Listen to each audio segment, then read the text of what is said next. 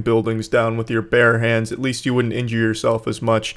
It's not effective, it's not useful, it's not gonna help, it's dangerous, you're gonna hurt yourself with it, but damn does this thing look kinda cool. That's it. See. Butch Hartman is a man I have nothing but respect for. He helped bring to life some extremely creative cartoons that I grew up with, Fairly Odd Parents and Danny Phantom being the two biggest ones. But god damn it, how the mighty have fallen. You either retire a hero, or you sniff your own farts long enough to see yourself become the 1D Mr. Hartman is now peddling an abysmal Kickstarter that I just need to talk about. It's also worth mentioning I still like Butch Hartman. You can criticize people you like and still like that person. So let's get into this. Hey everybody, the show's on.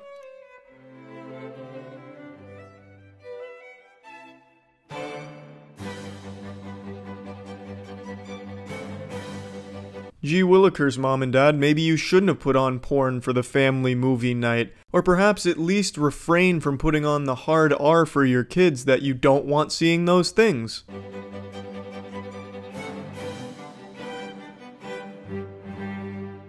Look familiar? Why, yes it does, Evangelist Butch. It looks like bad parenting. But no, that's not an option in Butch's world. He blames it on the media, as does most people these days. For some reason, there's this belief where it's never the parents' fault, it's always the media, despite the fact that the parents just hand their kids an iPad and tell them to go wild while they go lay in the bathtub with their soft in their hand and then get outraged when they find out their kids saw a nipple. Maybe it's time Butch and everyone else starts acknowledging that it's not the internet's responsibility to raise their kids. Maybe some of that falls on the parents. It seems like today's shows are meant more to shock people than uplift and inspire them. Yeah, if that's the kind of show you're watching. It's not like they've just phased out family-friendly content and just filled it with tits and blood and guts. There's still a lot of options out there. I just recently met an 8-year-old who told me that they'd seen The Exorcist and loved it. Loved it? I mean, think about that. The only way the 8-year-old could have loved it is if they'd already seen so much other dark stuff that they'd become immune to that sort of thing. No, Butch. I don't mean to poke holes in your bulletproof math here, but that's not the only way that kid could have enjoyed The Exorcist. It's almost like kids aren't the robots you think they are, and they all have different tastes, thus they're entertained by different things. Now, whether or not that 8-year-old should have seen The Exorcist, well, that falls on the parent. But it's ridiculous that the only thing that Butch can surmise from this story about the 8-year-old and The Exorcist is that he had to have been contaminated by dark stuff already to enjoy it, because it just doesn't compute with Butch that kids are humans, not machines, that all have different tastes. They're not pre-programmed to like the same type of So it's not unbelievable that there's an 8-year-old that liked The Exorcist without already being exposed to the dark media that you think he has, Butch. The smartphone has become a gateway through which all kinds of questionable influences can enter. Parents, aren't you tired of being constantly terrified that your child is going to see something that they shouldn't? Parents, aren't you tired of letting the internet do your job for you and then getting upset when it doesn't do the exact job you wanted it to? The solution is simple. Don't step in under any circumstances. Continue to let them roam the internet unsupervised, but make sure they roam Butch Hartman's O-Axis part of the internet, the only safe place. Welcome to O-Axis. A 24/7 entertainment platform with high-quality, family-friendly entertainment as its central mission. Sound familiar? Well, it should, because this already exists in a lot of different places. Biggest one being Netflix. You can create an entire kids account and they only have access to kids content. I don't know what hole he thinks he's seeing here that he's going to be butt plugging with O-Axis, because it's fundamentally just a family-friendly streaming service. That's 100% what it is, and there's so much of that already. We're going to use the power of the smartphone and other personal devices to our advantage. We're going to start off as a subscription-based streaming service, and we're going to have everything you've come to expect from networks you're familiar with, but without the heavy focus on negative subject matter. That's such a non-statement that doesn't tell you. He might as well have just said, we're going to give you laser beams in your eyes. What do you mean? We're going to give you what you expect, except without the heavy focus on negative. So you're going to give me everything the other streaming services have so I can still watch the hard R, but you're going to censor it, I guess? I don't really know what you're saying with that, Butch. Or maybe he meant we're going to give you all the family-friendly content you're used to getting, but still without the negative impact? So you're going to censor the already family-friendly content? I really don't know what you're telling me with that, Butch. We'll have all original high-quality dramas, sitcoms, feature-length movies, animation, and kids shows. Plus all the other things you love. Sports, fitness, reality, news, video games, and more. We'll even have a user-based upload feature. Man, Christmas has come early. Throw away everything else in your house that isn't an Oaxis subscription, because this apparently has everything. Do you need a new car? I'm sure Oaxis has one for you on its service somewhere. Jesus Christ, Oaxis is like Pandora's box that just unleashed all of the bad ideas at one time upon the world, and the only thing left in that box was Butch Hartman's soul. Even still, none of this is a unique idea. There's so much competition for this. YouTube Kids being a huge one, however poorly it's run, it's still a very viable family content streaming platform for the most part. But how are you going to take negative out of the news? Are you only going to broadcast news stories that are about sunshine and puppies made out of flowers? It makes no sense, and even if you did pull all of this off, it's already been done before, Butch. It's just not a good idea. And you're only asking for $250,000 to make all of this come to life? You've got to be snorting coke off of Danny Phantom's thermos to be thinking that number's enough to get you going. I understand you're not using $250K for the entire thing, but you're using it for your phase 1 like you say a bit later in their pitch. And it's still just way too low to get this going in any fashion whatsoever. You couldn't buy a single show for your streaming platform. You couldn't even get it all built for $250,000. Actual investors wouldn't even take the time to spit in your face for $250,000. That will allow you to upload your own family-friendly content whenever you want. Daughter's birthday party? Let's see it. Son's graduation? Upload it.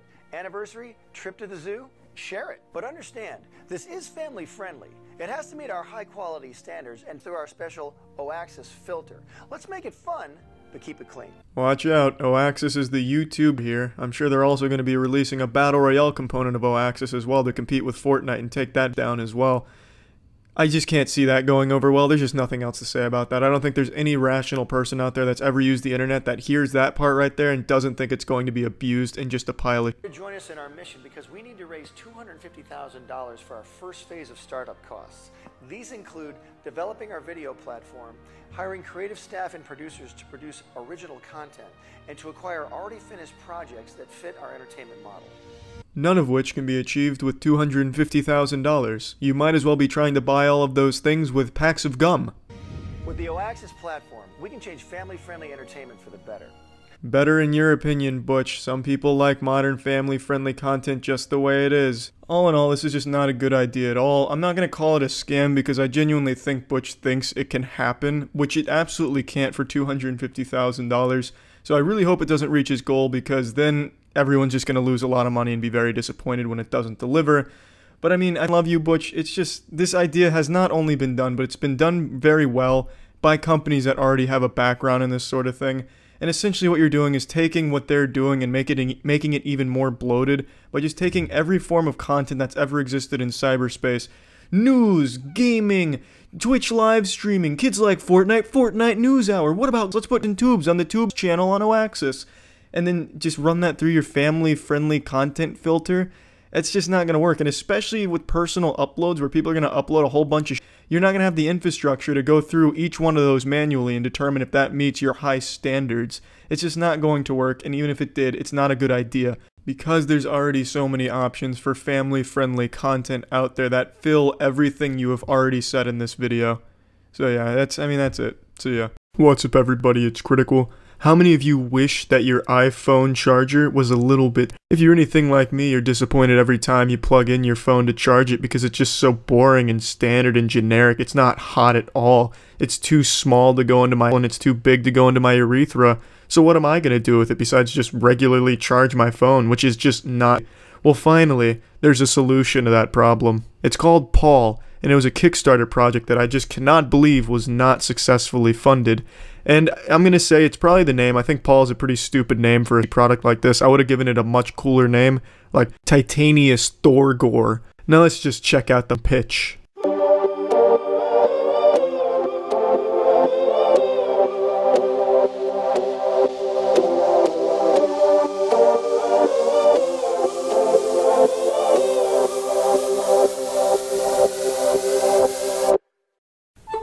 Here it is, it's Paul, the half-a-mannequin torso people have been begging for years. I too like to caress the chest of mannequins as well as wipe their crack with my finger. Finally, I can have a statue at home I can not only molest, but I can also charge my phone on. We live in a world world where the number of Facebook friends you have and the elegance of your Oh yeah, nothing gets my engine fired up quite like girls on charging ports. Yum. selfies determine the quality of your mate. In this type of environment, it has become important to own really the technology. Ugh, so hot. Licking phone screen. Ugh. I don't get his idea here. It's important to have technology because it's important we post selfies on the internet. Why does the technology have to be? If I'm a big girl who wants to post a picture online, I don't need a slick piece of technology to do it. I can take the picture with a rusty toilet paper roll that happens to have camera functionality, and it would just be the same. It would be the same result.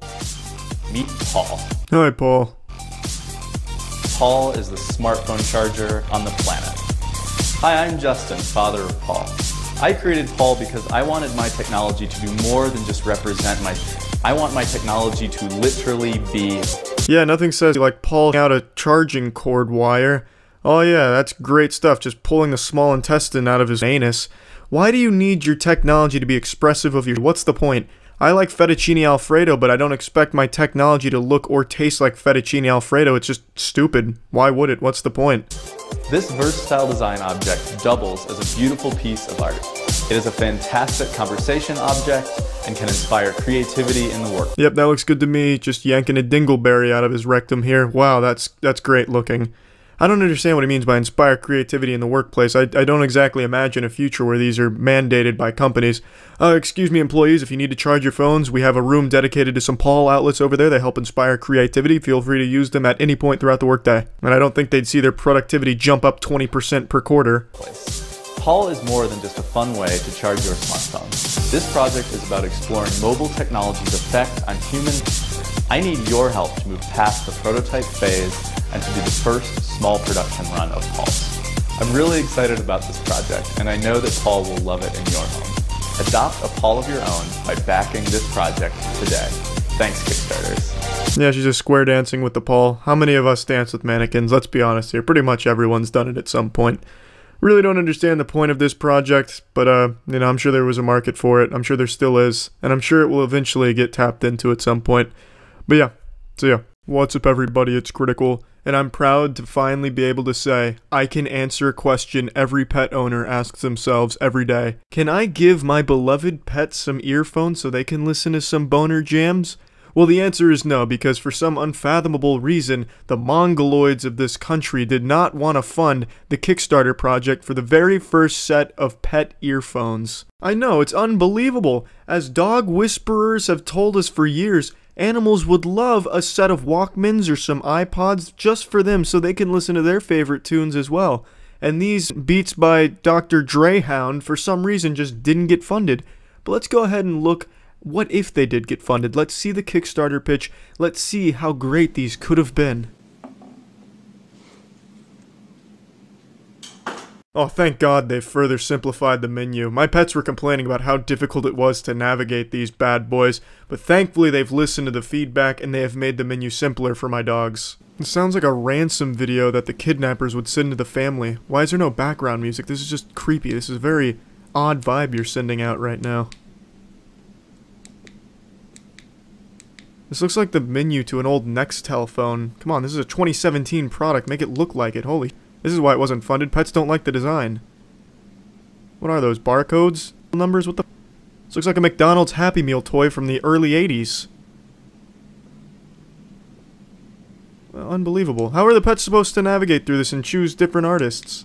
They're gonna be stuck with one song on loop for like 14 hours or however long I decide to keep this on them. Now, what is he playing? Is this the Air Bud soundtrack? Oh, I can't wait. What kind of music does his dog like to listen to? Oh, it's Britney Spears? Yeah, oh great. Yeah, my animals also love to listen to modern pop music. I'm sure they'll be thrilled. Why does this plastic have so many options? Why wouldn't it just be music? If you want it to be a pet boner jam device, why wouldn't you just have music on it? Why do you need 3 separate menus? Is it internet compatible as well? My pets can check their social media accounts on them? Is one of the other menus an old Tamagotchi shit show? This thing looks like an awful boomerang that Captain Boomerang would use, that piece of superhero. Yep, that dog looks thrilled to have this on him. You know, I do know that a lot of animals respond positively to music, but I don't think they're begging for a portable music device. In fact, I think that would probably scare the out of them to have constant music in their ears. But how would I know? I can't talk to animals. I'd have to ask Eliza Thornberry if she could help me out here and get me a conclusive answer. But yeah, I'm just surprised this product wasn't funded with some of the that gets funded on Kickstarter. And can't wait to see the next step of pet music earphones. I'm sure they'll start to evolve and become pretty commonplace eventually. But yeah, that's it. So yeah, how many times have you been at the beach with your friends, just cracking open some cold ones with the boys, kicking back with a sack, looking at your bro's butt crack, and all of a sudden you want to start grilling, but you don't want to go to land where it's safe to grill. You want a grill in the water with you. But unfortunately, there's nothing like that on the market. And luckily, with the way the funding for this and the unrealistic goal of $200,000, it's looking like there's never going to be something like that on the market, and for very good reason.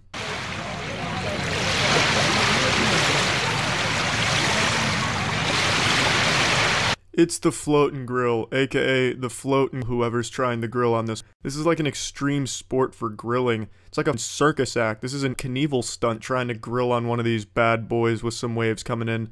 All it's gonna take is one good wave to throw this grill right in your face as you're trying to cook something up, and if it doesn't hurt you, it's at least gonna throw off your food.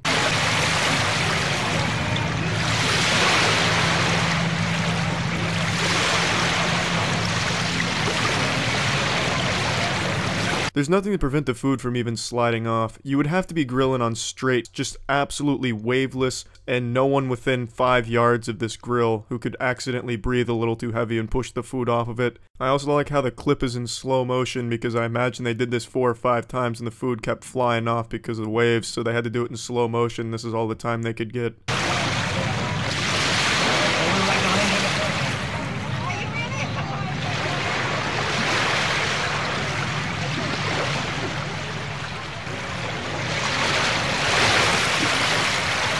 Now, common sense tells you that a wave would absolutely destroy this little science project here of grilling on the water. Now, let's just go ahead and say this thing works like a dream. It stabilizes itself and it never moves with the wave, so there's no danger of it flying up and popping you in the mouth, giving you a nice little smooch and really up your face.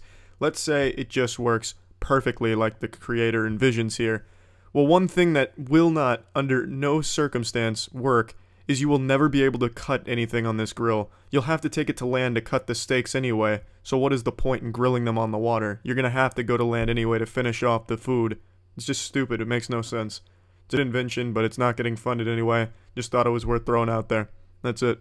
See ya. It's been a little while since we've taken a deep dive into the dumpster on Kickstarter, and I know I've always had a negative impression of Kickstarter, and because I think a lot of these crowdfunding sites just have way too many scams on them where you'll donate this money and get nothing in return for it, and a lot of them promise impossible things. A lot of these people think there's some garage Da Vinci who's created this revolutionary product like, behold, this is a device that you put in your mouth that'll instantly clean your teeth. No more wasting time brushing your teeth. This is going to change everything. And I've imbued it with an intelligence spell, so by continually using my product, you will supercharge your IQ.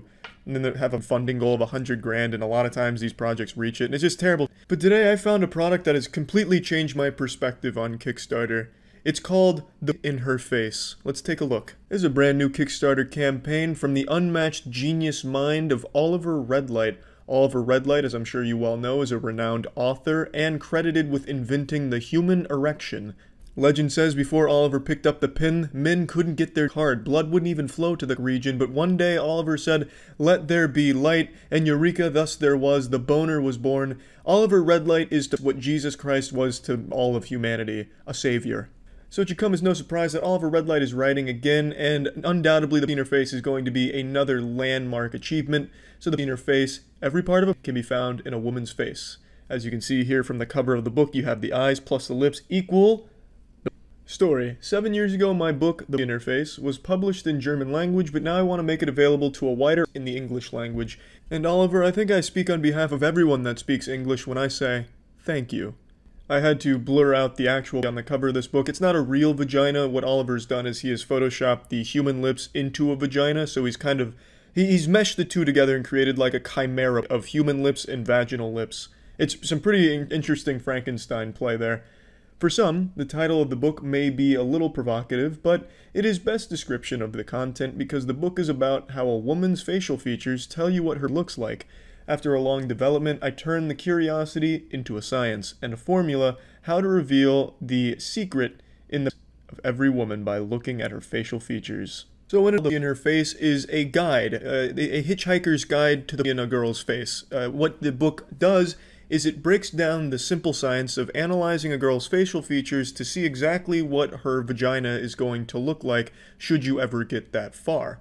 Now the problem, and there isn't many problems with this book, but the main problem I have with the in her face is it's almost too powerful. Like, what's to stop you from accidentally seeing the in a man's face, you know what I mean? Because in his book, the formula is laid out plain and clear. You're analyzing eyes, nose, and lips, and you're putting all that together to create a vagina. Men also have eyes, nose, and lips, so what's going to stop me? What if I just go around and start seeing on everyone's faces? You know, after reading this book, what if I go to my parents' house and I start seeing in their face? You know what I mean? It's just, the formula is just too strong. The science is just too much. I don't think we were ready to have these secrets thrust upon us here. It's opening Pandora's box. We're just going to see face everywhere. You'll be at the gym talking to that really sweet old man who's been battling alcohol addiction for the last 20 years. You'll be deep into a conversation, then all of a sudden you'll have like a That's So Raven flashback, stop for a moment, and then just start seeing the vagina on his face. You'll analyze his eyes, his nose, his white mustache, so you know he's got a bit of a white pubic hair bush over his vagina, and then all of a sudden you can't even look at the guy anymore because you just keep seeing his vagina that he's wearing right on his face, because now you just have all of the information right there because Oliver Red Lights pulled back the curtain, and now we can see everyone just by looking at their face. It's too much. It's too powerful. Continuing on, we see a wonderful photo of the author, Oliver Redlight, in all of his glory, proudly holding up his book, definitely signing copies here, I imagine, and no doubt in my mind he is about to go have some real goods. He's about to have... But don't worry, this book is neither nor inhumane. This book actually helps to look at a woman first in the face and not on her breasts or butt. So you're wrong if you think there's something wrong about this book. Though one could argue by constantly looking at a woman's face, just picturing vagina, it's not the best. That's not probably the right way of approaching a conversation with a woman, but hey, I'm no Oliver Redlight. And he said himself, it's not, so it's just not. The first part is about the parallels in the face of the vagina and how to get the details with a few steps of the formula, such as can recognize the basic shape, characteristics, proportions, color, hair, etc. As you can see, there's some hand-drawn, scribbled notes for his formula. This is probably something that just came to him in like a brain blast, where he just all of a sudden started connecting all the dots of the universe and figured out exactly how to draw these parallels to him. So he started writing them down on a napkin, the closest thing he had nearby. And very good hand-drawn pictures of vagina here that I'm going to have to blur out. But overall, I mean, you can't argue with the formula, of course. It's infallible. The second part consists of photo montages where the formula is applied step by step to various examples, from blonde to brunette to black hair, from young to old, from skin tones and countries of origin, and much more. Many step-by-step examples are shown you this. I can't show any of the examples there because it is just a photo montage of Photoshop vagina. So moving on, in the third part of the book, you can apply the knowledge from the first two chapters in the form of a puzzle by the right face to the right, or vice versa, the right to the right face.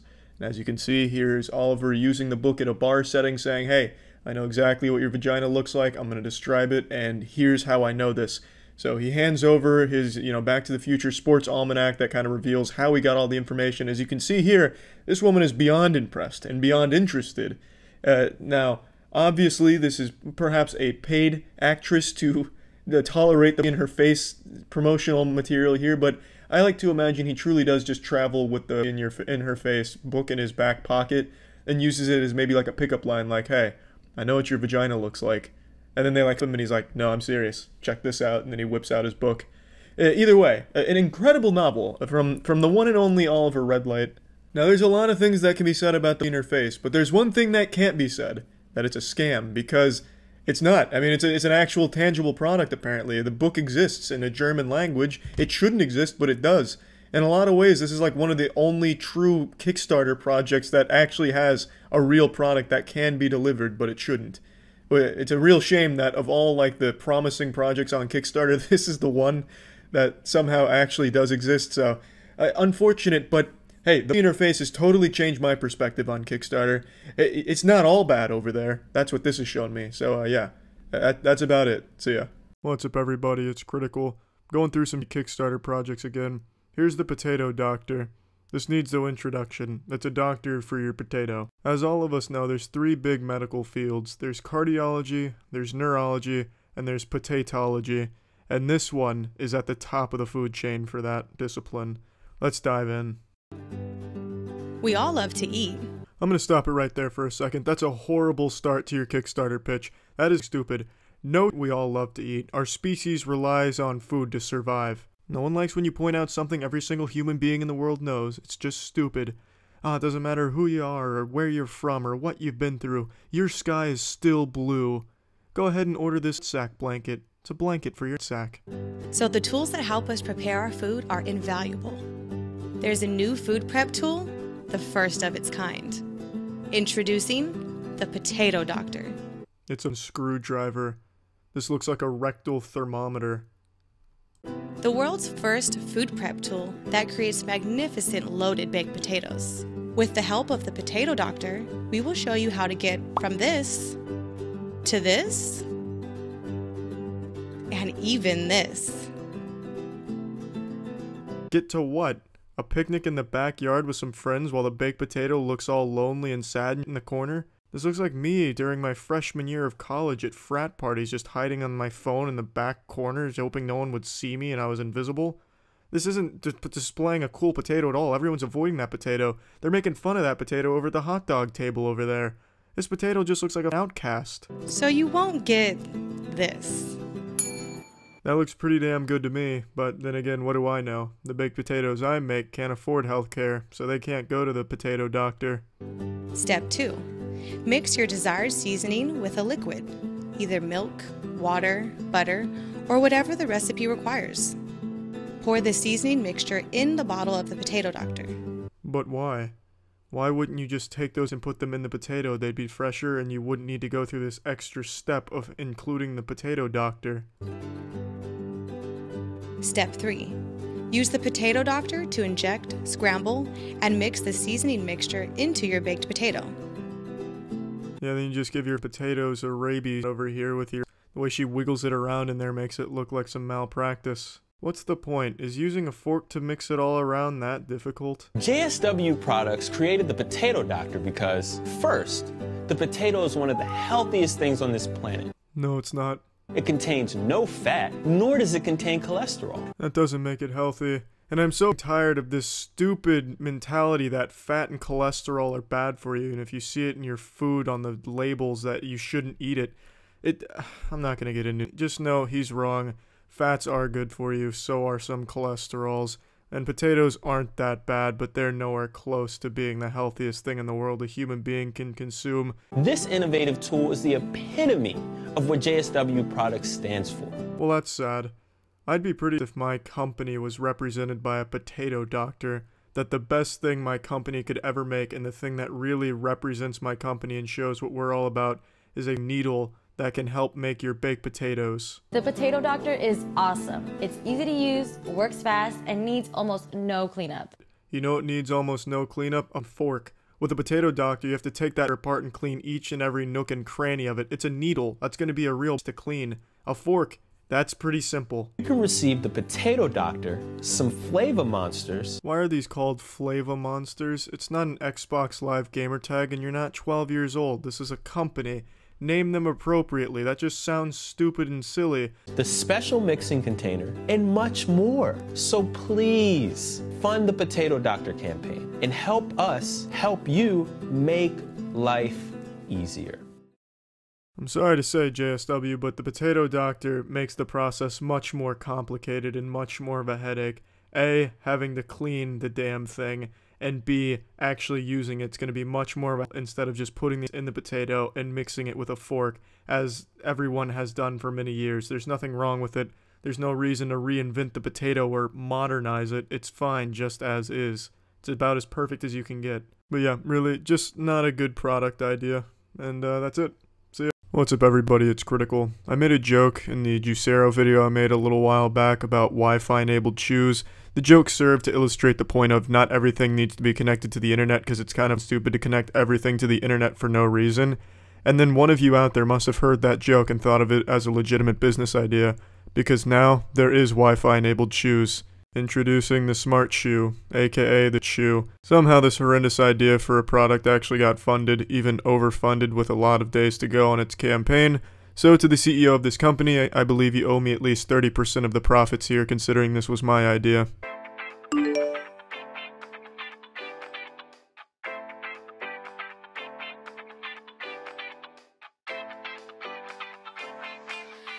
There it is, the next generation of Heelys. This little transformer for your foot certainly looks really cool. I wonder what would happen if it malfunctioned and just kept pressing down. Would it just hydraulic press your foot into a pancake?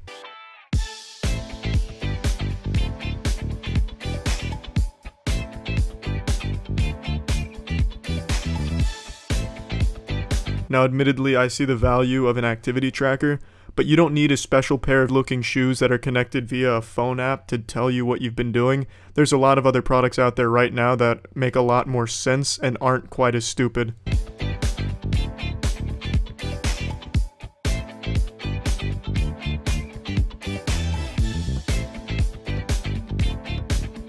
Cushion monitoring.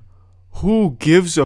What is that 97%? 97% cushioning? What does that even mean? 97% of your foot in that shoe is on the cushion, the other 3% is just being dragged through broken...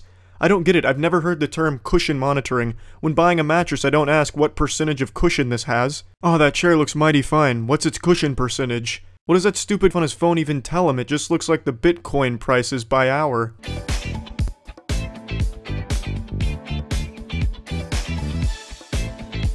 A walk analyzer. You've got me up. A strike pattern down there too? Alright, calm down there, Dr. Scholes. This is supposed to be a shoe app, not a golfing tutor. Just more stupid, useless... Walk 50% faster to be on time. An AI audio coach. Yep, that's what I've always wanted my shoes to become. I wanted them to be my personal trainer. You're just small and you'll never find love with a walk pattern like this. Disgraceful. You, I'm turning myself off.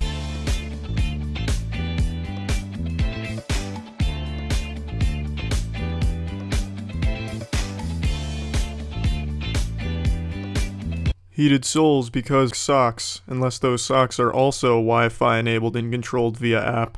These shoes make a lot of bold claims here that'll be all of these things. Oh, it'll be a calculator, it can double as a protein shaker, it'll do your homework for you too. Oh, it can do everything you ever wanted it to do. Open heart surgery, just take out your digital smart shoes. It'll walk you through it with the AI audio coach. I would be highly surprised if it was able to do even half of what it says it can do here. Also, what about hackers? What about the anonymous 4chan, the infamous hackers? What if they get into my shoes data? They could probably get my bank account information from my digital smart shoes. What if they even take it to a more nefarious purpose? What if I'm exploring in the woods and I come across some train tracks and some hackers play a prank on me for some YouTube views where they shut down my shoes while I'm on the train tracks? Then I can't move. My shoes just become like cement blocks that I just can't move because they've shut them down. They've cut the signal. Then I'm just left on those train tracks helpless, about to be obliterated by a train.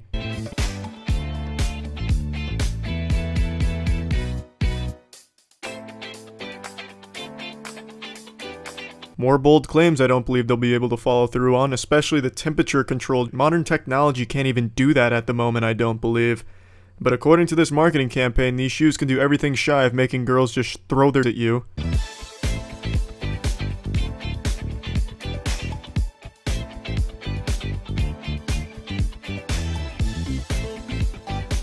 Did we mention you have to charge these? Who gives a shit if the battery life lasts 2 weeks? Do you know how long a normal battery life in a standard pair of shoes lasts? Forever, because there's no batteries in shoes. You don't have to charge shoes overnight. This would just be an absolute disaster. I'd wake up in the morning and remember I didn't charge my shoes. Well, I guess I just am not wearing shoes for that day, huh? What would happen if it rained too? Would you just get electrocuted by these shoes? I just don't understand. It doesn't cover these things. I imagine there's some type of watertight thing in here, but wouldn't that throw off some of the data? I think that would really throw off the numbers here and they wouldn't be very accurate or even come in at all. Especially with all the data it's saying it's collecting. It collects everything from the number of steps you take throughout the day to how long your hair has grown in the last 2 hours.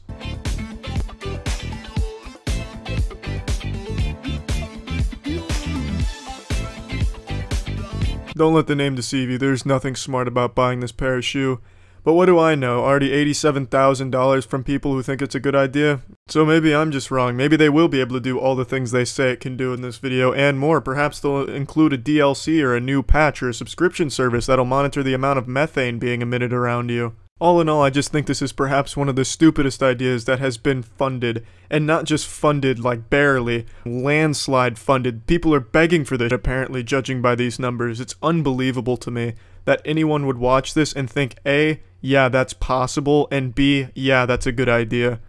But, yeah, whatever. That's it. See ya. What's up, everybody? It's Critical, and I believe I found the strangest project on Kickstarter. It's called the Butterfly Romper. Sounds innocent enough, just your standard fashion Kickstarter project, and I'm pretty up to date on fashion myself, so I know what a romper is. I also know about the baseball caps, the fingerless gloves, all the cool that kids wear these days. So I understood right away what this was going to be about, but the Kickstarter video will leave many of you scarred.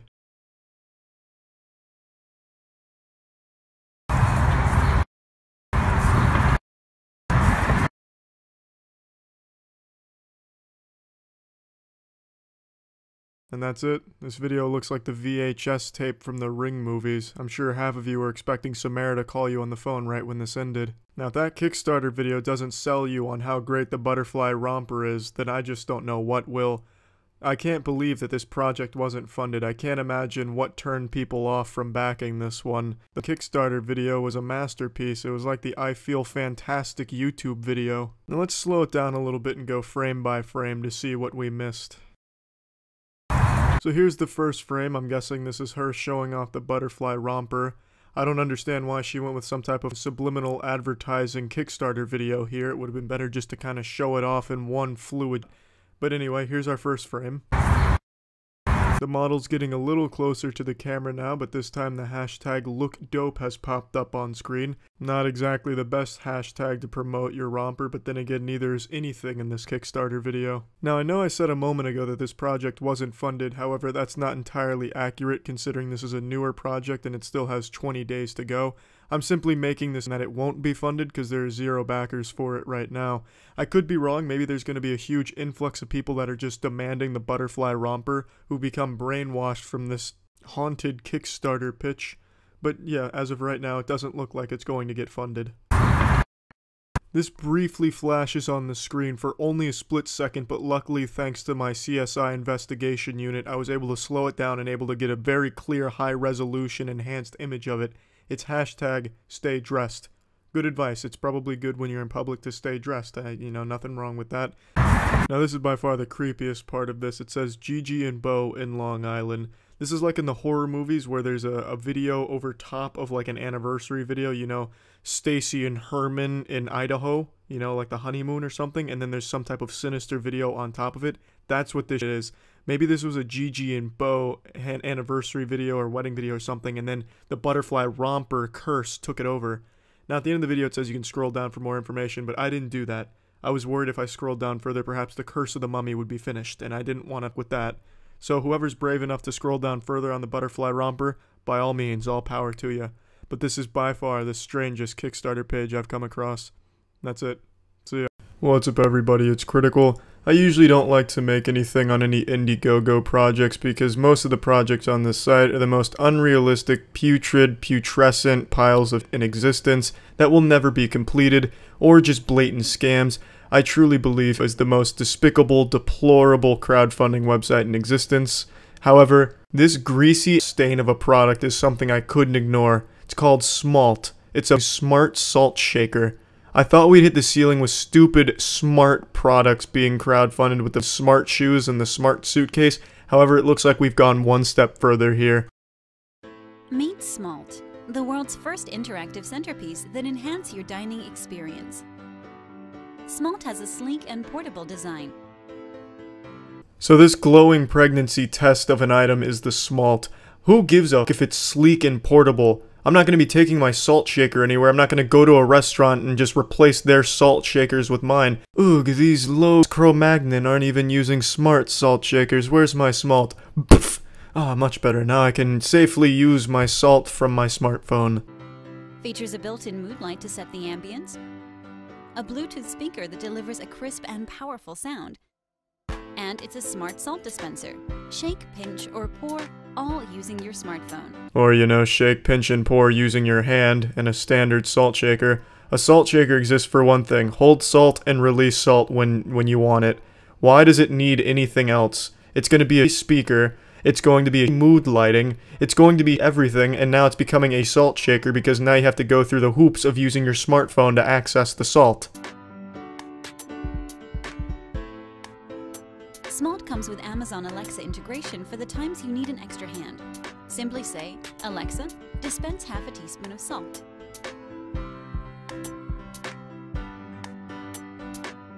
So it drops the salt into a small condom that you still have to pour yourself. So basically this giant tampon serves no purpose because ultimately you're still pouring the salt yourself. Yes, if it works perfectly as advertised and you tell it how much you want and it gives you exactly how much you ask for, that's cool. But you know what's even cooler? Not spending the extra money on this stupid looking device and just pouring the exact amount you want yourself from a standard salt shaker. You can also track and monitor your sodium with the Smalt app.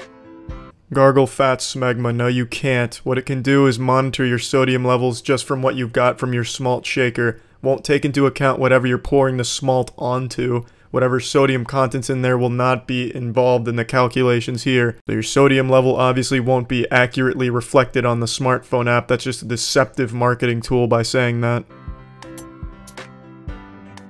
Smalt's easily portable design makes it an on-the-go centerpiece no matter where you dine. Pair your phone with Smalt to stream your favorite music, and let the entertainment begin. Oh yeah, I'm sure a lot of people are just begging to take their salt shakers with them where they go to dine, but they're just so by the bad design. You find me 5 people that say they wish they could take a salt shaker that looked cool with them to where they dine, and I'll find you 5 liars. Also, check out the speaker here. Yeah, that looks like it's going to deliver a high quality audio experience. It's like a spider bite on the side of this thing. There's no way that's going to sound decent. I'm almost certain it'll make it sound like your songs are being broadcast through a 1940s ham radio. Let Smalt be the conversation piece of your dinner party. If I ever host a dinner party that's so goddamn boring that people start talking about my salt shakers, just shoot me. Open your Smalt app and simply pinch the screen or shake your phone to dispense salt. After all, Smalt is a smart salt dispenser. I like how they try to make this seem like it's convenient. Oh, just simply pinch your smartphone to dispense the salt. Oh, you know it's even more easy and convenient than that? How about you just pour the salt? I can already imagine how this will go at a dinner party. Can you the salt? Yeah, hold on, I'm gonna pinch it real quick. Alright, go ahead and grab it. Yeah, it's gonna be real nice. Set the perfect ambience with Smalt's color-changing mood light.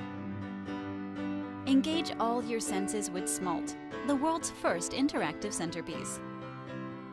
Support Smalt today and help us bring the world's first interactive centerpiece and smart salt dispenser to your dining table.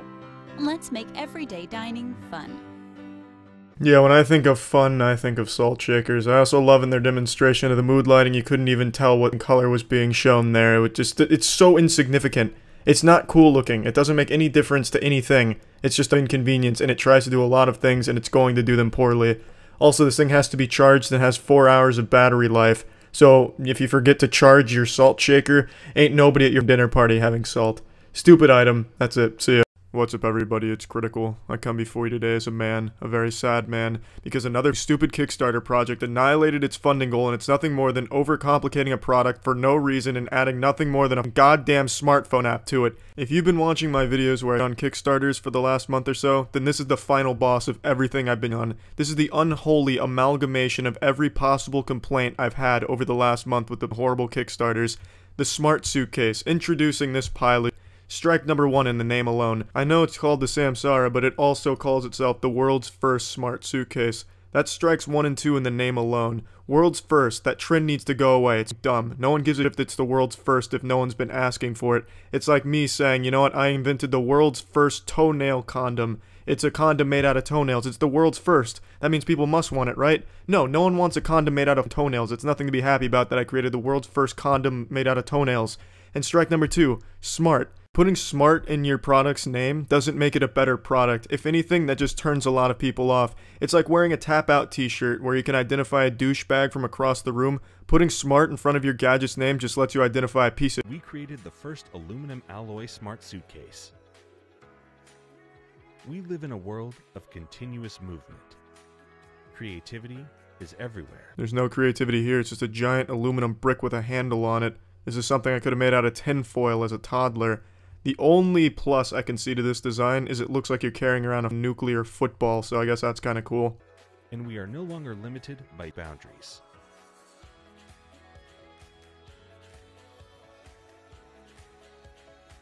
We developed a user-friendly mobile application. Oh, holy, a mobile app for something that stands to gain nothing from having a mobile app? Man, now that's the epitome of innovation. It's like having a mobile app for a pad of sticky notes. What's it going to tell me? Yep, sticky notes are still good to use. That's about it. And the suitcase is still working just fine. That connects to sensors within the suitcase.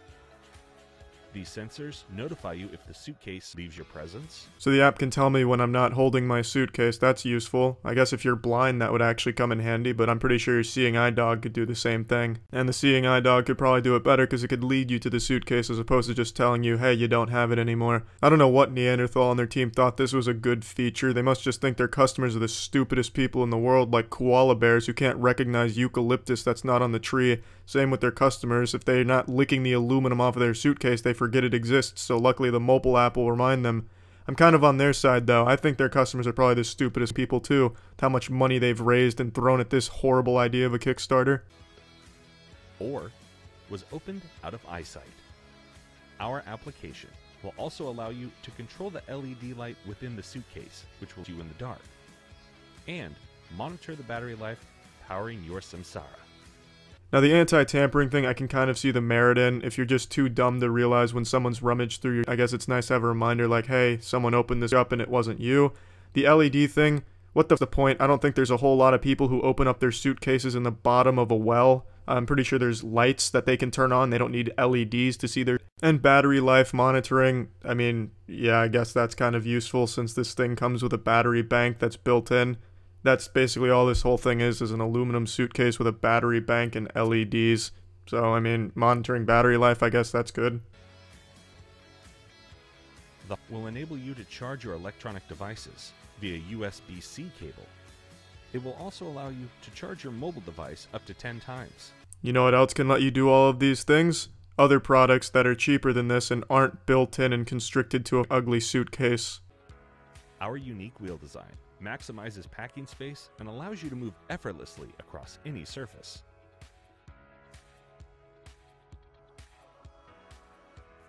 Did they hire a robot to walk around with this suitcase here? This man's pathfinding like he's in RuneScape. It's like an NPC in The Sims. And we ask you to join us for this exciting journey and support the creation of a new and better way to travel. And there you have it, pussies. It's the Samsara. With every successful Kickstarter, that's nothing more than overcomplicating an already simple and effective product and adding nothing to it except a mobile app. I get closer and closer to launching my own tungsten-coated mobile phone app-compatible pair of underwear and put my own little pseudo-intellectual spin on it. The first smart undergarments. And give it a cool little slogan. It's so smart. You see, it's like a play on being underwear because it's going to be holding the scrotum, and I think it's pretty clever. And then the mobile phone app, I'll give it a little science-y spin on it that's nothing but pseudoscience. The app would tell you what the temperature is down there, and then I'd come in with the fake science. According to Harvard academia scientists and the top neurologist cryptozoologists in the world, 90% of all human diseases could have been prevented if we could have only effectively monitored our genital biomes. And thanks to this new smart underwear, we can. You'll be a healthier, happier person, your balance will improve because it'll increase your chakra pull to the Earth's gravitational core. Get your smart pair of underwear for only $300 a package. I'm gonna give them 2 or 3 just for a good value. And I think that'd actually probably be pretty successful. But yeah, that's it. See ya. What's up everybody, it's Critical. Recently I've made a lot of videos on really Kickstarter products and crowdfunding products in general, and I've seen countless of crowdfunding products that are just truly abysmal, like pure camel urine that will not only raise your GPA but also spot reduce your abdominal fat, just all kinds of nonsense. However, This is objectively the worst crowdfunding project in current times, definitely the most dangerous as well.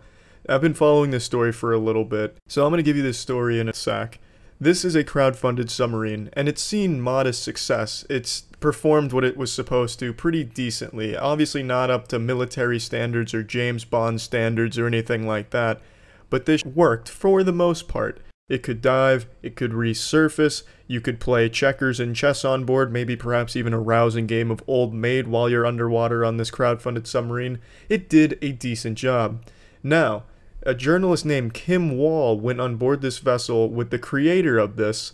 Now, while on board this vessel, it sank. And not in the way that it's designed to do. It's a submarine. You would expect it to sink. You would hope it would sink. But this sank like the Titanic. This was a catastrophe. Peter Madsen, the creator, survived. But Kim Wall was reported missing. According to Peter Madsen, initially, he said he had already dropped her off and she wasn't on board. Something must have happened. Maybe she was abducted by ninjas. Who knows? Peter Madsen washed his hands of it, and that was the end of that, and they were looking for Kim Wall. Now, since it's a submarine, and an amateurish one at that, they could find where it sank. So they found the submarine. They're not releasing details about what they're finding inside. But in the midst of finding this submarine, Peter Madman has changed his story and said Kim Wall did on the sub of an accident just moments before it sank. He also said the sub went down in 30 seconds and there was nothing he could do to stop it. So that seems a little suspicious. It goes down in 30 seconds. Somehow Peter Madsen has time to escape. Meanwhile, Kim Wall's already been by some type of accident. What accident happened there, Peter? You what, like a hatchet to the face accident? That kind of happens all the time, I guess. But naturally, the speculation is Peter Madsen, Kim Wall aboard the submarine, and then sank the submarine to cover it up, hoping that they wouldn't find it, but they found it, so he's changed the story. And after this story was posted on Gizmodo, they updated it because authorities found a female torso in the water where Peter Madsen said he dropped her off. So maybe he was telling the truth. Maybe he did drop her off where he said he did, albeit not in one piece since it was just a torso. But regardless, this lunatic is up to some type of foul play. Now, I think I can say with a pretty high level of certainty that this is the first publicly crowdfunded thus far. And it's definitely going to be a difficult crowdfunding to top. People that want to copy this are going to have their work cut out for them. I feel like most people would go on Kickstarter and ask for $1,000 just so that way they could buy a rifle and some ammunition to kill somebody. Peter Madsen took this 10 steps further. 20,000 leagues under the P-ter. This man built a submarine all off the funds of just random people's money wanting to see this guy build a submarine. And then he tested it for years to ensure that it worked. That way a journalist would be interested in checking it out and writing a story on it. Then he's the journalist during their voyage and then sinks it. An absolute lunatic. Unbelievable. So I think it wasn't a exaggeration to say that this is objectively the worst crowdfunding project that has ever been successfully crowdfunded. Absolutely horrible. And hopefully Peter Madsen gets charged with more than just negligent homicide. This definitely seems like and then trying to cover it up. But, you know, the story's still developing, and that's it. See ya. Hello again. So the story kept developing. The torso of the woman did indeed belong to Kim Wall, confirmed by DNA testing. They also found Kim Wall's blood on the submarine. In addition, all of the air in the torso was squeezed out and some metal was attached to it, obviously with the intention of keeping it underwater. But you know what? Let's go ahead and create a scenario in which Peter Madsen is telling the truth. Kim Wall does down the sub. She walks into the mess hall, slips on some of Peter Madsen's cum, falls face first into a guillotine which accidentally triggers and decapitates her. Could happen to anyone. Just one of those standard submarine accidents. So what's Peter Madsen gonna do? Well, naturally, he's gonna do what any sane man would do. He goes and grabs the hacksaw that every good submarine seaman never leaves home without, and he cuts off the arms and legs, and then he disposes of them, attaching metal to each part, ensuring they do not float and hopefully aren't found, and then he sinks the submarine. All just because this was one big accident. Yeah, you know, that makes sense. That makes a whole lot of sense, Peter. I really hope this man gets the maximum possible sentence. I really hope the next dive he makes is face first into some prisoners. Just absolutely, by all accounts. I don't think there's any possibility at all in which Peter Madsen is innocent in this. It's just absolutely disgusting.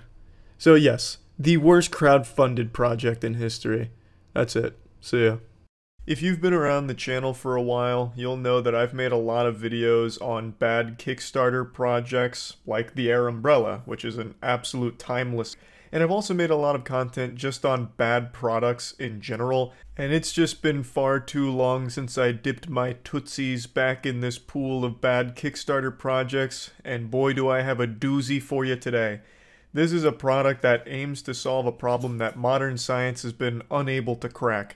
How to protect our children on Halloween from those villains that are putting razor blades in our chocolate bars. Halloween is one of the deadliest holidays of the year. There's children dropping left and right, littering the streets with their mangled corpses, all because some bad actors are filling the chocolate bars with razors and pins and needles. And we've been defenseless against this menace for too long now.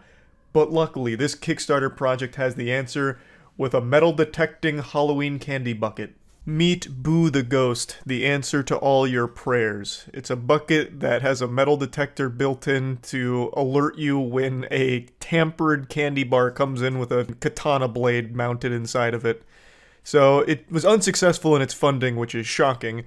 It only raised $213 out of its $36K goal, which, you know, just speaks to the state of society. If we're not willing to invest in life-saving products like this, we're too busy throwing dollar bills on OnlyFans. I mean, this is ridiculous. This would save countless lives on Halloween, and yet it was canceled because it didn't reach its goal. Hi, my name is Sam. We've all heard the horror stories. Holy, that stock royalty-free Facebook background music is about to have me acting up. That is hypnotizing. But let's talk about this real quick. So the product aims to solve a problem that doesn't exist. It's a made-up boogeyman. The myth of like razor blades in chocolate bars and shit. Razor blades in apples, I think, is where it started back when I was in like elementary school, with that urban legend of like, this kid got an apple on Halloween, which I don't know what psychopath gives out apples on Halloween, and he took a bite and there was a razor blade in it, is the story we used to get told. And this actually dates back all the way to the 1950s, where someone even wrote a book on it and then concludes that they couldn't find a single report of a child who's seriously injured from a contaminated treat received during trick-or-treating, and it's a contemporary legend, and that's all it is. And if you look at the statistics, from 2008 to 2019, there were 4 cases of tampering, and none of them resulted in an injury. And among those, I'm pretty sure a couple of them had very sketchy details around it that seemed like it was there to drum up fear and hysteria. A couple of the articles he pulled up, one in particular with the Long Island 13-year-old who got like a razor blade in the Three Musketeers bar or whatever, that one had quite a lot of media hype and stir around it. No one was injured during it, but I have seen a couple of theories to suggest that this may have been planted there as more just fear-mongering, though of course I can't fully state since I wasn't there and I don't know the whole situation. But once again, there's been no real cases of people tampering with Halloween candy that's led to children getting injured from it. It's just a myth. And also, if we're going to play ball with this whole idea of tampered Halloween candy, Boo the Bucket here is completely defenseless against in the candy. I remember a couple years back there was this big hoopla about, you know, parents, be careful with your kids trick-or-treating on Halloween, there's some scum that's lacing the candy woods. And when I read that, I about fell out of my chair. Who's giving away free on Halloween? Are you kidding me? That's more expensive than the candy. I highly doubt there was anyone just willy-nilly giving away free in the goddamn trick-or-treat buckets. And if there were, Boo has no protocol to stop that. You know, this fentanyl-laced Hershey's bar is going to fly right under the radar under Boo's nose. That's going to be given the green light. No razor blades, no problem. But then all of a sudden, bang, little Jonathan's got a whole system full of fentanyl, and it could have been prevented if Boo only had sniffing protocol as well built into the metal detector. Boo the Ghost Inc. will stand by no further. We've developed and patented a proprietary detection system that picks up on these dangerous contaminants and alerts the user before any harm becomes them. His name is Boo the Ghost. Could you have chosen a more creative name? This is so remarkably lazy. Boo the Ghost? Holy... That name has been used billions of times by now. It could have just been anything else. Like, it doesn't even have to be, like, even ghost adjacent. You could have just called them, like, you know, Glorbus the Ghost. Like, anything at all that's not just Boo for the millionth time. Boo is crafted with a fully integrated, patented detection system. This system consists of a detection coil and the rim that picks up on any metallic objects and uses a vibrating handle with a built-in LED light to alert your child when they are in potential danger. It's pretty simple. It's a metal detector built into the rim, so when something metal through it, it has sirens that blare. You know, be careful, metal presence, initiating self-destruct protocol to protect the child, that kind of thing. Except instead of sirens, it just plays like a really weird honking sound. So that's basically the system. In through a metal detector, if there's metal, you get a honk. So that your child knows when there's a hazardous object present and that a thorough inspection of the candy should be conducted to eliminate the hazardous pin, needle, razor, or metal debris. So you get the little happy birthday kazoo sound effect there when the metal's through, and I'd like to digest that for a moment here. You have this bucket, you get a handful of candy, you dump it in, you hear a honk. Well, now all of a sudden you have no idea which candy triggered it, so you have to go through each and every piece of individual candy and ruin every single one of them. No one's putting candy in one by one. That's not happening. This isn't the TSA, it's Halloween, and these are kids just reaching in the buckets, or parents taking a handful of candy and dumping it into their bucket. Like, this would never be practical, because if a honk did go off, you would then have to open every single piece of candy, and you'd then probably want to do it in front of the house where this honk happened, because maybe they put a razor blade in there, and now you're about to get into a confrontation with this family here. So you have to break every single piece of candy apart to see which one triggered it. And that just seems really ineffective. There's no way of knowing which one it was unless you literally do it one by one, which isn't happening. Right now, it picks up on all metal objects that's through the rim of the container. As you can see, when a detection is made, the handle vibrates, making your child of the danger. Again, this aims to solve a problem that is completely non-existent and is just made up. But, you know, hats off to them for, you know, trying to tackle it. I always appreciate when someone at least tries to make something that they think will be helpful somewhere, but in this case I think it's remarkably misguided. I think they have been brainwashed by media fear, and even then, this is so rare. Like, it's fine to, like, caution parents, like, hey, there are weird people on Halloween, you should probably trick-or-treat with your kids instead of letting them go all, you know, out in their own willy-nilly. I think that's good advice. Hey, just be with your kids, you know? When they're going out to trick-or-treat, you should just be with them. I think that's fine advice. That's not exactly like being fearful or anything. It's just, why not? Just take that safety measure. I think that's fine. But to try and put the fear of God in everyone, like, you need to be with your kids because there's people putting razor blades in the candy. Like, then it's a step too far, and then you lead to a situation like this where this guy thinks that, man, I have to protect my kids on Halloween because no one else is. There's razor blades in every piece of candy out there, I guess, and this is an essential tool for it. But anyway, just wanted to talk about this a little bit because I found it to be pretty wacky. That's really about it. So yeah. What's up, everybody? It's Critical. It's not often that a product just infuriates me. I can usually see the merit in most products, and it's not the product's fault it exists. It didn't ask to be born into this world, and I can't hate it for it, you know? But there's a new product now that I feel nothing but hatred. It's called the Juicero, and it's the stupidest I've ever seen in my life. It's a $400 juicer is what it's claiming, but all it does is it smashes a pre-packaged thing of juice into a cup. But that's not even the part that just makes me angry. It's this ridiculous need to make everything connected to the internet at all times. This juicer can only function as long as you're connected through Wi-Fi and on your smartphone with their stupid Juicero app. It's up in the face. Everything is connected to the internet these days for absolutely no reason, provides no benefits. It's nothing but a hindrance. Next, it'll be shoes that have to be connected to the internet to wear them. My Wi-Fi is acting up a little bit. I guess I'm not wearing shoes today. Stupid. Let's just roll the instructional video here. Open the outer box and use the handles on the side to lift the inner box out. Open the inner box and locate the Quick Start Setup Guide. This is the best thing about the product, is the packaging. That's the only thing I like about it. It opens up really cool. It's like you're discovering an alien artifact, but then once you take that wiping cloth off, all you get is a brick. Remove the cover from the press and lift it off the box.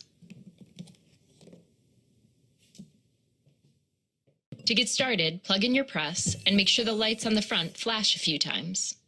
Open your Juicero app and sign in with your account. Ah, yes, a natural second step. After you plug it in, make sure to sign up on the app. You know, it's like if I bought a bowling ball, I'd have to download an app and sign up before I could use the bowling ball. It's stupid. And also, in the actual privacy statement from this company, it even says blatantly that it is going to give your private information at any business that asks. So that's good. I know no one really gives a fuck about privacy anymore, but that's just a nice in the face, just spitting right in your mouth. The app will guide you through setting up your press. First, choose the Wi-Fi network you'd like your press to connect to, and then enter its... This is a pivotal second step here in the setup process. It's important to be on your Wi-Fi so that way you can watch porn while you're juicing. Locate the scanner and read the instructions for generating your QR code. Tap the button to generate your QR code. Turn your phone sideways and hold the QR code up to the scanner. You'll hear a beep when it scans the QR code. Tap the button on the screen after you hear the beep. Your press will now try to connect. This could take up to... When it connects, your app will update and the cloud light on the inside of your press will turn white. Why the fuck are there all these steps? All this thing does is clobber a juice packet. Why does it need to connect to my phone? And what if the does it need to update? It's not going to get a more efficient boulder to smash it with. It's static. It can't change. It's not going to morph into something. It's not a Power Ranger. It is just going to remain exactly the same. Why does it need to update? What is it updating? And why does it need to connect to something? What is it connecting to? The Code Lyoko? Holy. Now that your press is all set up, you're ready to press your first pack and enjoy some juice. Yeah, after you've already been taken to the hospital for dehydration because it took 45 to set up this son of a... Already lost your appetite now. You know, honestly though, I see why this is attractive to some people. Honestly, when I'm making some smoothies, sometimes I'll think to myself, you know, I really wish this quick and efficient process could be stretched out over the course of 30 and require 14 different gadgets to accomplish. Now, thanks to the Juicero, I can set up my Indiana Jones of booby juicers, and it only requires one telephone, my TV remote, and my digital alarm clock to pull it off. Start by removing your pack bundle from the packaging. Rip open the top of the bundle and remove a pack. Open your press and place the pack inside. Make sure the spout of the pack hangs outside of and below the door. Shut the door of the press. You will hear a lock after you close it.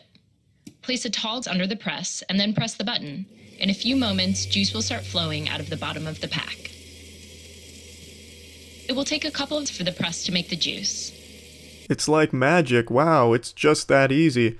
Damn, all of that setup was certainly worth it and obviously required to go ahead and hang a packet and then slam a door on it. Your juice is ready when all of the noises stop and the light on the front turns off. Ta-da! That's all, pussies. What, were you expecting more out of $400? What really shocks me about this thing is Google poured $120 million into this product. How the would they ever think this is a good idea? What was the pitch like? Oh yeah, you know, we just kind of put a packet in there and close a door on it, but you can do it from anywhere, and you're connected to the internet while you do it. Oh, brilliant! Get on board, Johnson! Take out all the funds, we're going in. We're doubling down. This can juice from anywhere. Another business practice for this hunk of is that the Juicero will refuse to juice any package that is not a Juicero brand, which is what the QR code is for, to verify that this is an authentic Juicero brand. If it's anything else, it just won't work. It will refuse to smash it. You know, that's what I want with my technology. I want to buy a machine that can tell me no when I ask it to do what it's designed to do. If everything I've said and everything you've seen is not enough to convince you that the Juicero is not a necessity in life, let me just go ahead and play this video for you.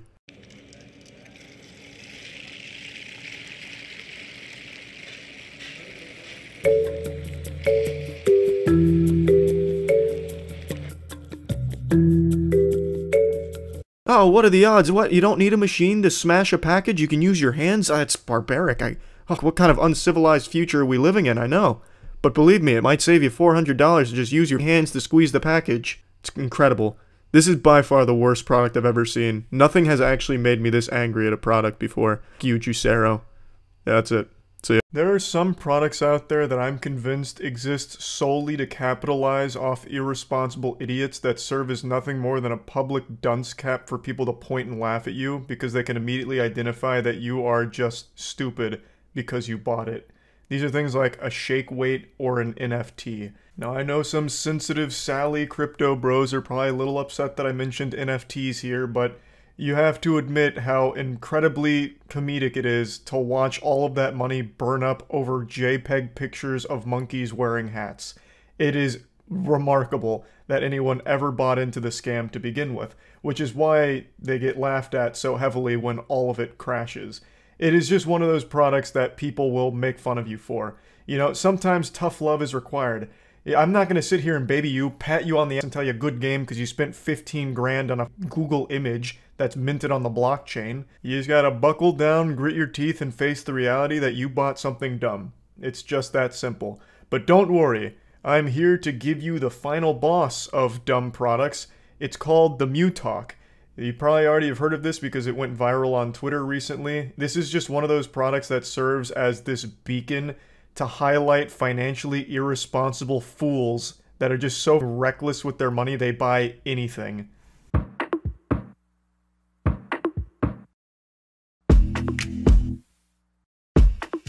Yeah, this absolutely looks like a fetish. This looks like some kind of BDSM gear out of Cyberpunk, but instead of getting a brain dance, you're getting a mouth dance. Now I know what you're thinking. Hallelujah, our prayers have been answered. For too long we've been plagued by voice leakage. It's probably one of the #1 complaints I have in the modern society. I'll go out in public and I just hear so much leakage, and it's overwhelming at times, you know. I just get sensory overloaded, I start to melt down, I curl up into a fetal position because I'm hearing all these conversations. But gone are the days of having that kind of meltdown, because now we have this muzzle that's available where you put it on your face during a phone call, a meeting, or a gaming session, and you can yell, scream, hoot, and holler all you want, and no one's gonna hear you. Also, for people who have been around the channel for a while, you'll know that 5 years ago I made a video on something very similar called the Hush Me, which is this little saw for your face. It basically aims to do the same thing, but it's more focused on making sure people can't read your lips. So it's only actually good if you're some kind of super spy engaging in espionage and you don't want anyone to see what you're saying or who you're saying it to. But it's fundamentally the same idea, just a muzzle.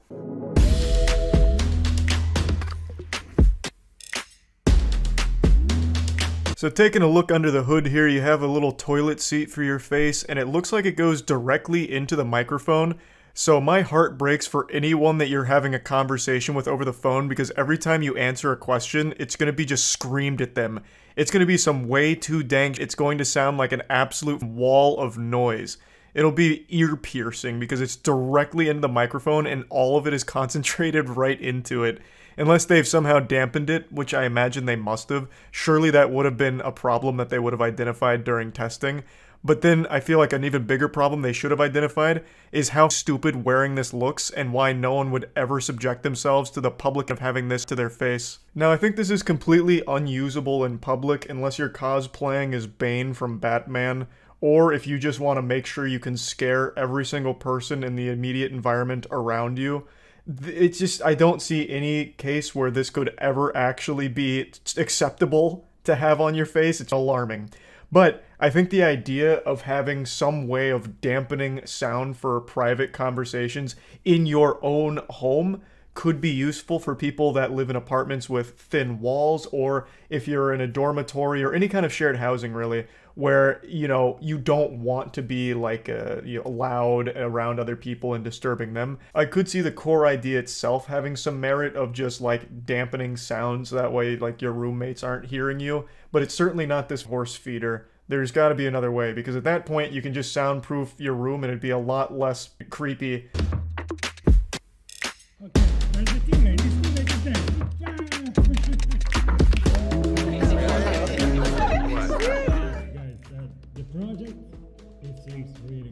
So here you can see some ideal use cases. For instance, use in the metaverse, which no one's in the metaverse, so no one's going to be using it there. Though I think if you did buy into the metaverse, you're probably stupid enough to actually buy this, so perhaps this might see use from the 4 or 5 people that actually engage in metaverse.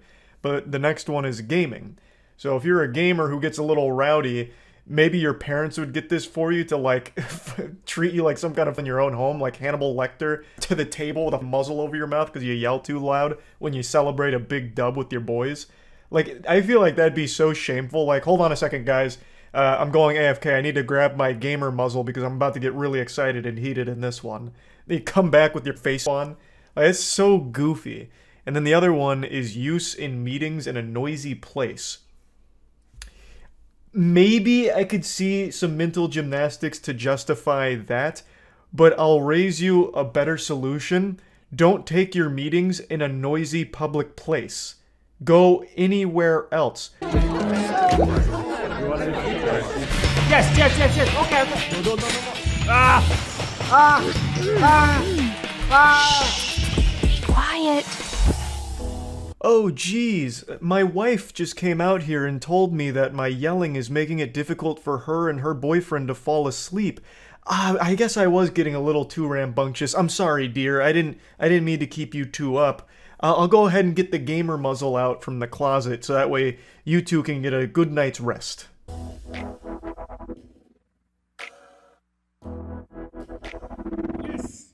Yes, guys, yes. We want, guys, we want.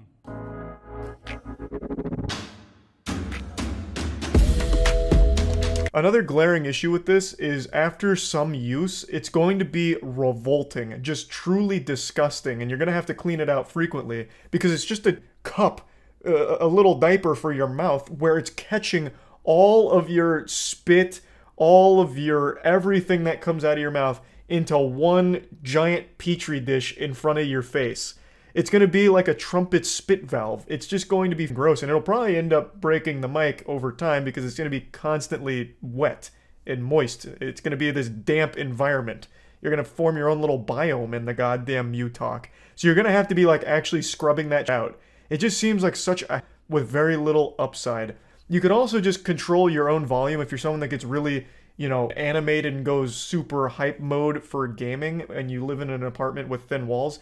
Just maybe learn to simmer down a little bit until you can properly, like, soundproof the room. I wouldn't recommend getting this. I don't know why you'd want this muzzle. It makes no real sense when there's easier ways of, like, dampening sound that don't require you to look like this. Also, when you pair this with VR, which they're hyping up a lot, it makes it look like you've been kidnapped by some kind of kinky pervert.